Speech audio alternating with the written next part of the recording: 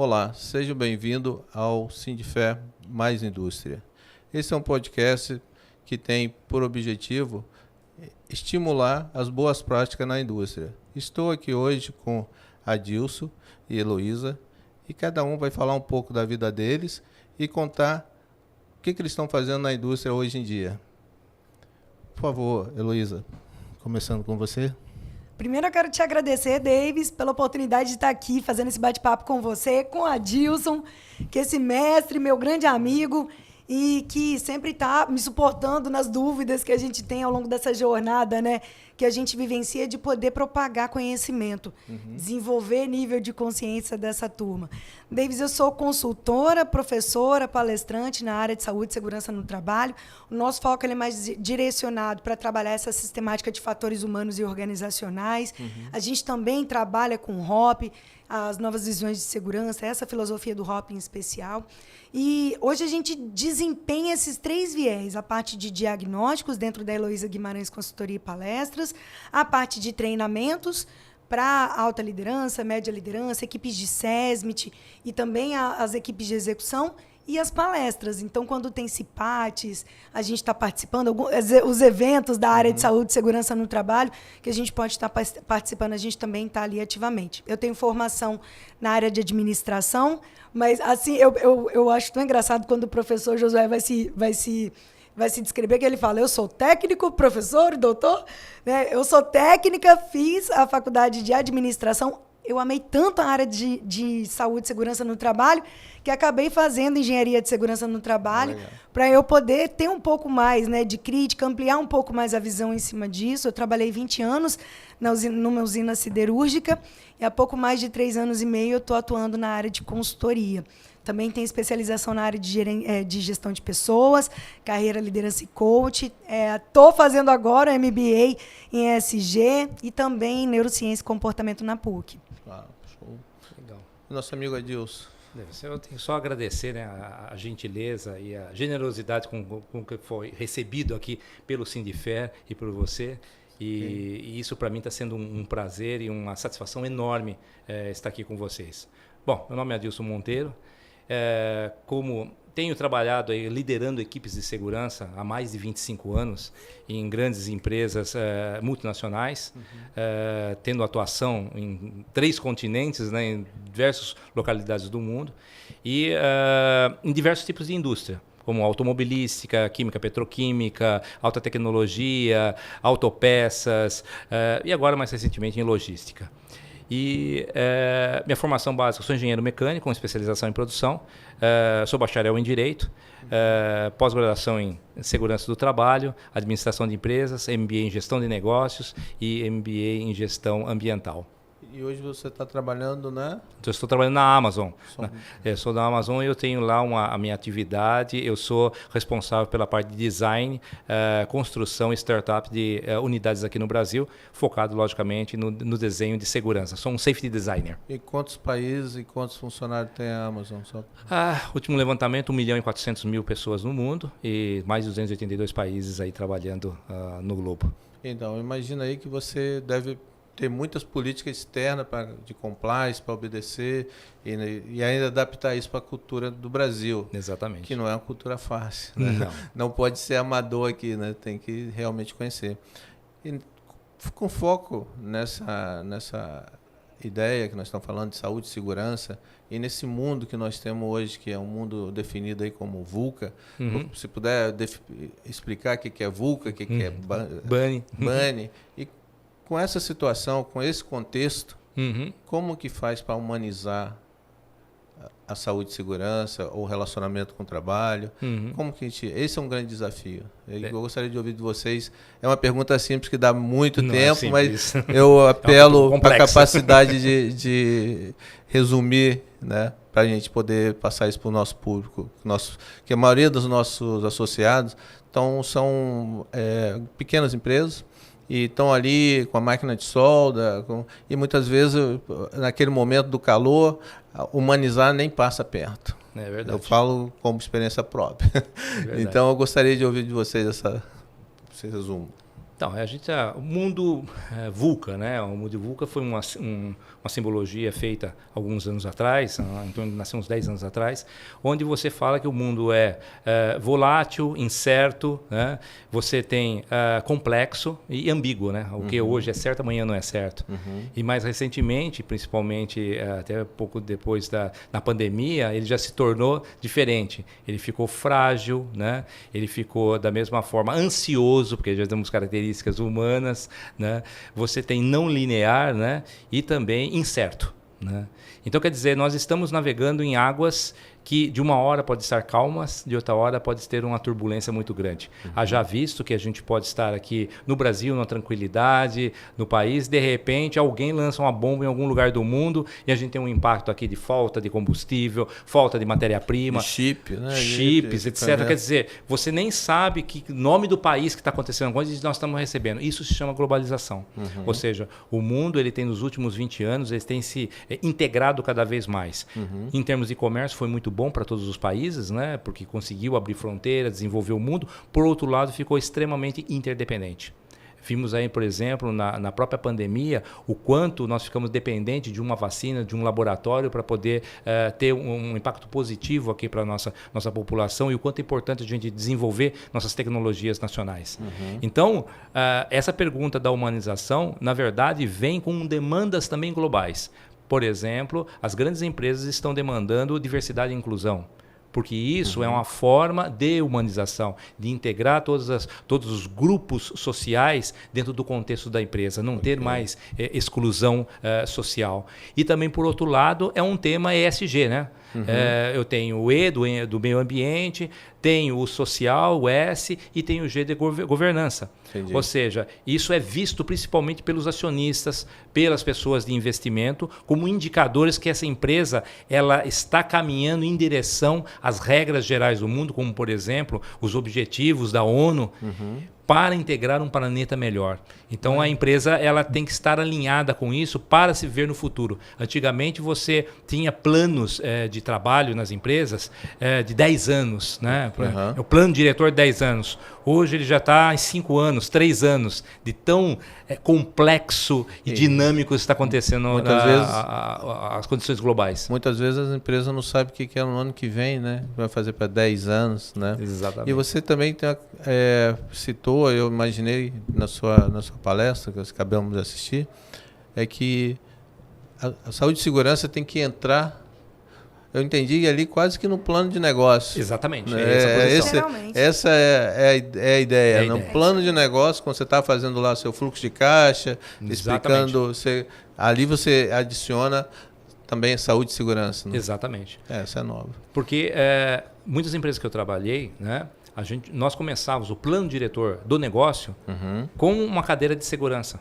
Porque por essas questões ambientais e sociais, eu tenho que passar todos os projetos pelo filtro dos valores, dos princípios da companhia. E muitas companhias colocam, por exemplo, o ser humano como prioridade. E como é que eu faço a efetivação desse princípio? O princípio não tem valor, o princípio não tem custo. É uma decisão de como a companhia vai caminhar. É uma estrada que ela vai caminhar. Então, se você não definir isso logo no início e depois materializar isso nos processos e nos projetos, só vai ficar uma coisa de parede, pendurada e todo mundo batendo palma, mas quando olha para a realidade dele, ele não enxerga essa determinação. Eu enxergo, assim, pela minha experiência, que nós já estamos vivenciando isso que você está falando, mas a parte de humanizar continua sendo uma coisa que, como engenheiro, geralmente eu falo que eu sou pioneiro, misturo de peão com engenheiro. Então, muito bom. Então, assim, a gente que está lá nesse nível, lá no chão, na fábrica, fazendo, retificando, usinando, soldando, como a gente leva a humanização para o dia a dia ali? Essa é a grande pergunta. Assim. Essa eu vou deixar para minha querida aqui. Eu responder que está muito difícil, é melhor passar para ela. É uma aula sempre ouvir o Adilson falar.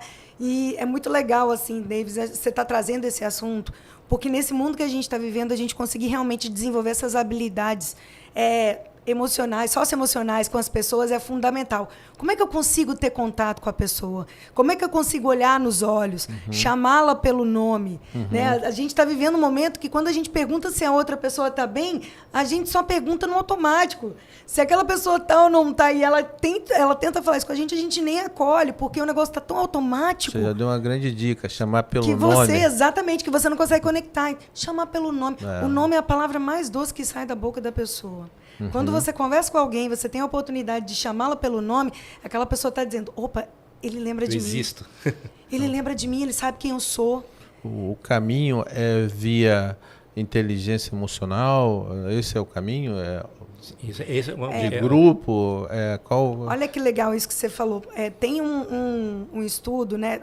Tem um livro do Tal Ben-Shahar, que é o Antifrágil, que ele fala sobre essa sistemática da antifragilidade. Sim. E o Tal Ben-Shahar, Nassim Taleb, que é o autor da antifragilidade, e o Tal Ben-Shahar é um psicólogo de Harvard, que ele estudou a antifragilidade e nomeou lá a resiliência 2.0. E o que ele fala nessa sistemática, né? Que, como o Adilson comentou lá na palestra, a resiliência é essa capacidade que a gente tem, né, de, numa condição que você se desconforma, você tem a possibilidade de se conformar novamente no menor curto período de tempo para aquela condição normal, quebra. Isso aí. É um bambu. É um bambu, é um bambu, titânio. Você enverga, mas não quebra. Não é ferro fundido. Exato. O próprio aço, né? Quando ele tem alta temperatura, ele fica dúctil ali. Cromo lá que o bicho enverga à vontade. Exato. E aí o que o Tal Ben-Shahar fala é a resiliência 2.0 é a capacidade que você tem de passar por esse processo, mas em vez de você voltar para o mesmo lugar, você volta ainda mais forte, mais potente. Nesse livro aí tem uma metáfora da hidra, que aquela mitologia grega, né, que tem que você corta uma cabeça, nasce duas ali. Então, pelo que eu entendi, por exemplo, eu li esse livro que você está falando. É isso aí, e ele, aquela Bíblia. Essa metáfora indica que você não volta o mesmo. É isso. Você pode voltar mais forte. É simbólico, né, que você passou por um processo. Você perdeu aquela cabeça e voltou com outras duas. Ele fala sobre a ressignificação, né? Como é que eu consigo ressignificar? Porque, às vezes, as pessoas elas passam por esses processos e aí, quando ela volta para o mesmo lugar, ela acaba tendo algum problema porque ela ficou traumatizada com aquilo. Ela mudou. Mas o fato é, o convite que o Tal Ben-Shahar faz para a gente, levando um pouco essa sistemática da antifragilidade lá com Nassim Taleb, é como é que eu consigo ressignificar esse processo na minha mente de forma que eu entenda que aquele desafio que eu passei serviu para eu poder voltar mais maduro, mais experiente, mais potente, mais desenvolvido, né, com mais capacidade para poder lidar com situações complexas. Quando a gente fala dessa sistemática de humanização, a gente precisa de olhar o contexto. Quando o Adilson estava comentando aqui sobre a sistemática do Bunny, que é o que a gente está vivenciando agora, né, esse mundo ansioso. O Brasil hoje ele é o primeiro país no mundo com o maior número de pessoas ansiosas. Ele está em quinto lugar no mundo com o maior número de pessoas com depressão. E eu não posso achar que esse público não está dentro da empresa, que não está dentro da minha casa, da minha família, na minha parte social. A sociedade que faz a empresa. Exato. Não tem, se a sociedade está com alguma doença específica, essa doença está dentro da sua empresa, sem dúvida nenhuma. E o fato é como que, aí aquilo que o Adilson falou também, né? Como que eu estou trabalhando hoje os meus processos para serem resistentes às possibilidades de falhas que podem acontecer naquele contexto. E se eu tenho hoje uma condição dessas, eu preciso de observar para o quê? Trabalhar no meu processo, para esses processos serem resistentes. Né? O que a gente trabalha hoje, quando a gente fala da questão da humanização também, né? Até próprio, dentro dos próprios fatores humanos e organizacionais e o HOP, vamos tentar tirar um pouco o olhar do indivíduo e tentar avaliar aquilo que, no contexto, a gente pode evoluir para poder melhorar a eficiência desses controles. Mas não é controle daquela burocracia inútil, não. É os controles necessários, efetivamente, sabe? E como que a gente pode estar trabalhando em cima disso com pessoas? Né? Como que a gente pode estar acolhendo? Aí entra a escutativa, porque a gente fala muito de oratória, mas a escutatória, ela precisa de ser ainda trabalhada, desenvolvida. A questão de você olhar nos olhos, a questão de você trabalhar a suspensão do seu julgamento para poder acolher aquilo que o outro está dizendo. Porque, às vezes, as pessoas falam com tanta naturalidade, né, Adilson? Não, porque a gente tem que dialogar, a gente tem que conversar. Mas aí, numa condição de um público diverso, por exemplo, aquele público diverso ele tem uma pouca representatividade, aceitação na turma. E como é que eu estou acolhendo? Como que eu estou incentivando? Como que eu estou conseguindo criar formas de conseguir envolver esse público para eles pensarem juntos novas formas desses processos evoluírem, acontecerem com pessoas? Eu posso tentar resumir, então, que humanizar, trabalhar no grupo, comunicação, ouvir todos, saber dar a voz para aqueles ali e usar também o sistema que é da aeronáutica, por exemplo, que não busca o culpado. Exatamente. Busca entender o que aconteceu, por que caiu e criar condições para que aquilo não ocorra de novo. Perfeito, é isso mesmo. E essa é a estratégia que a aeronáutica tem para fazer análise de acidente, né?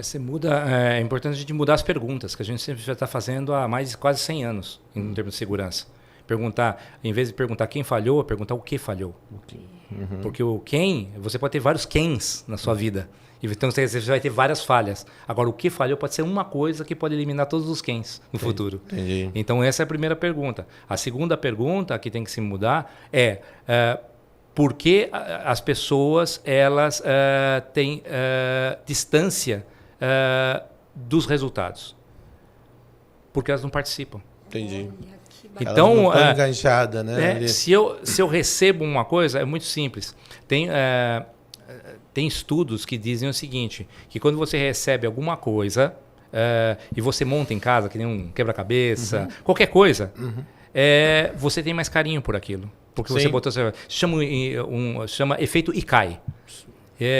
Esse efeito Ikai, ela vem lá da Europa, que teve uma empresa, isso no começo do século, de imóveis, que eles tinham problemas de mandar o móvel inteiro que chegava quebrado. Então, eles, para uma solução de logística, que é eles começaram a levar desmontado com um pequeno roteiro para montar. Sim. E, surpreendentemente, o público começou a comprar mais deles, porque eles achavam super legal poder montar. E isso foi estudado, por exemplo, em Harvard, e descobriu que quando as pessoas colocam emoção no seu trabalho, eles fazem com mais prazer e tem mais apreço, porque eles montaram aquilo. É sensacional.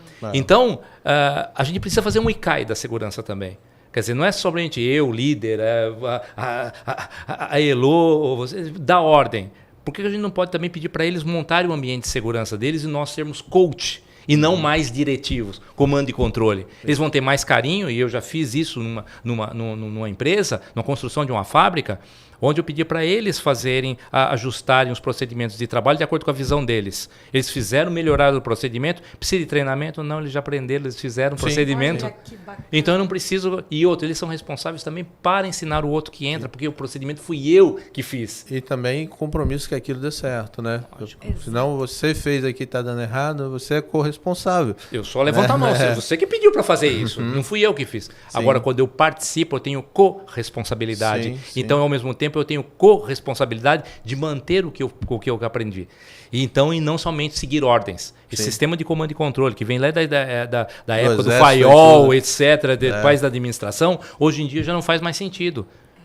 Hoje você tem um comando e controle básico, mas você tem ao mesmo tempo ajustes que são feitos com a própria população para que você possa fazer uma coisa de divisão de poder. Quanto a Carmen Migueles, como eu falei, ela é uma pensadora brasileira que eu admiro muito, e ela tem estudos, por exemplo, do próprio BOP. Por que o BOP lá do Rio de Janeiro, aquela polícia especializada, ela tem alta eficiência? Porque ela tem distribuição de poder, não tem um comandante. Entendi. Ela distribui o comando situacional dependendo da condição. Tem época que precisa ter um comando, tem outro que não, que precisa do grupo. Então, isso trazendo para a indústria é muito poderoso. Porque daí a gente começa, mais uma vez, a aumentar a diversidade, a inclusão e, ao mesmo tempo, o comprometimento que todo empresário quer do seu efetivo. Sim. Quanto mais comprometimento eu tenho minha equipe, mais retenção de talentos eu tenho e, ao mesmo tempo, mais inovação eu tenho. E isso é provado em várias universidades do mundo. Muito bacana. Eu só tenho a agradecer a vocês por estarem participando, dedicando a energia, o conhecimento de vocês nessa causa de saúde, segurança, preservar. E cada um pudesse dar uma mensagem final aí, vamos falar assim, para deixar para os associados ou para os funcionários do Sindifé que vão estar assistindo o Sindifé Mais Indústria aí no futuro. Bacana. E sou totalmente grato, mais uma vez, muito obrigado. Por favor, uma mensagem final. Ladies first. Eu posso também fazer o pedido da mensagem do Adilson?